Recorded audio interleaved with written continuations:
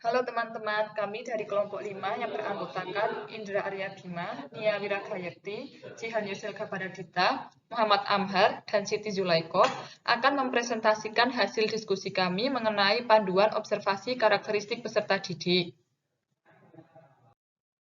Panduan observasi yang telah kami buat terdiri dari 10 aspek yang dinilai, yaitu 1. Etnik dan kultural, 2. Status sosial, 3. Minat, 4. Kognitif, 5. Kemampuan awal, 6. Gaya belajar, 7. Motivasi, 8. Sosio-emosional, 9. Moral, dan 10. Motorik.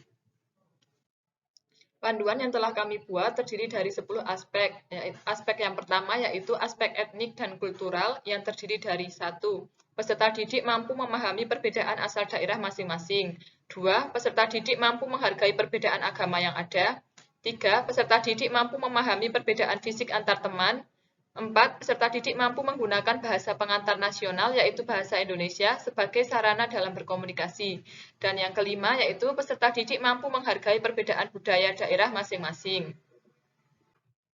Aspek yang kedua yaitu aspek status sosial yang terdiri dari 1. Peserta didik mampu menghargai status ekonomi antar teman.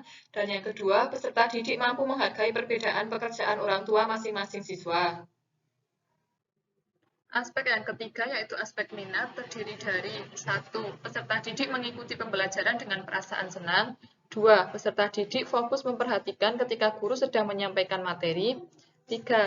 Peserta didik tertarik terhadap materi yang disampaikan guru. 4. Peserta didik mampu menjawab pertanyaan yang diberikan oleh guru. Dan yang kelima, peserta didik aktif mengikuti pembelajaran. Aspek yang keempat yaitu aspek kognitif yang terdiri dari 1. Peserta didik mampu memahami dan mengemukakan materi ajar yang diberikan dalam pembelajaran. 2. Peserta didik aktif merespon pertanyaan guru selama proses pembelajaran berlangsung. 3. Peserta didik mampu membedakan, menganalisa, dan memahami materi yang diajarkan melalui strategi pembelajaran. Yang keempat, peserta didik mampu mendiskusikan dan memecahkan masalah yang diberikan dalam penugasan. Kelima, peserta didik mampu mempresentasikan hasil diskusi pemecahan masalah dan mampu mengafirmasi hasil presentasi diskusi kelompok lain. 6. Peserta didik mampu menjawab pertanyaan terkait materi presentasi yang diberikan. 7. Peserta didik mampu termotivasi ketika diberi nilai. 8. Peserta didik mampu termotivasi ketika diberikan pujian. Dan yang kesembilan, peserta didik mampu termotivasi saat melakukan tugas dengan kompetensi. Aspek yang kelima yaitu aspek kemampuan awal yang terdiri dari 2 kemampuan awal yaitu kemampuan awal intelektual dan kemampuan awal sikap. Untuk kemampuan awal intelektual terdiri dari 1. Peserta didik mampu menjawab pertanyaan dari temannya ketika melakukan presentasi. 2. Peserta didik mampu memberi pertanyaan kepada temannya ketika temannya presentasi. Dan yang ketiga, peserta didik mampu membaca materi ketika presentasi dengan jelas. Kemampuan awal yang kedua yaitu kemampuan awal sikap yang terdiri dari 1. Peserta didik mampu mengerjakan tugas tepat waktu. 2. Peserta didik mampu mematuhi tata tertib sekolah. 3. Peserta didik mampu melaksanakan tugas individu dengan baik. Yang keempat, peserta didik mampu menerima kekurangan dan kelebihan temannya. Dan yang kelima, peserta didik mampu bekerja sama dengan teman lainnya yang memiliki latar belakang yang berbeda-beda. Aspek yang keenam yaitu gaya belajar yang terdiri dari 3 jenis yaitu visual, auditori, dan juga kinestetik. Untuk gaya belajar visual terdiri dari 1. Peserta didik dapat menerima instruksi guru secara verbal. 2. Peserta didik mengerti dengan baik mengenai posisi, bentuk, angka, dan warna. Dan yang ketiga yaitu peserta didik dapat mengingat apa yang dilihat daripada apa yang didengar. Gaya belajar yang kedua yaitu gaya belajar auditori, terdiri dari 1. Peserta didik memperhatikan guru ketika memberikan penjelasan dalam pembelajaran dengan antusias. 2. Peserta didik mampu mengingat pembelajaran yang telah disampaikan. Dan yang ketiga, peserta didik mampu memahami instruksi yang diberikan oleh guru. Gaya belajar yang terakhir yaitu gaya belajar kinestetik yang terdiri dari 1. Peserta didik berani mendemonstrasikan materi yang didapat dari guru di depan kelas. 2. Peserta didik dapat bertanya dengan guru tentang materi yang diajarkan. 3. Peserta didik mampu berinteraksi dengan peserta didik yang lain ketika berdiskusi kelompok. Dan yang terakhir, peserta didik dapat mengomentari atau bertanya tentang hasil diskusi yang dipaparkan.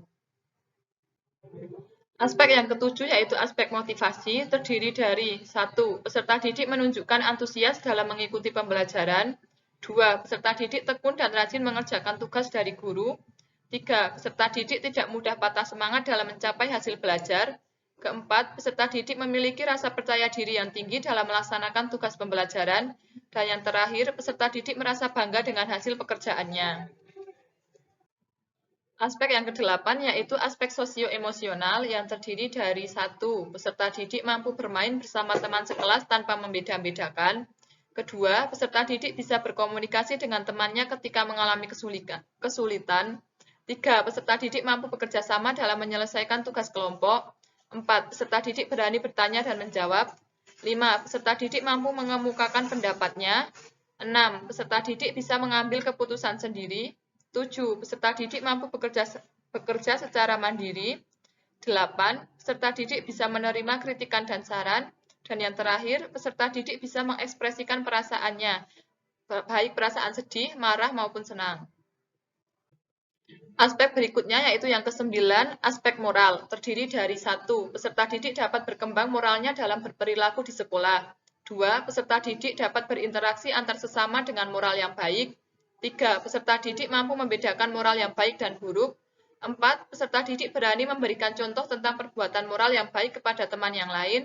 Dan yang kelima, peserta didik bisa mempraktikkan perbuatan moral yang baik di lingkungan sekolah.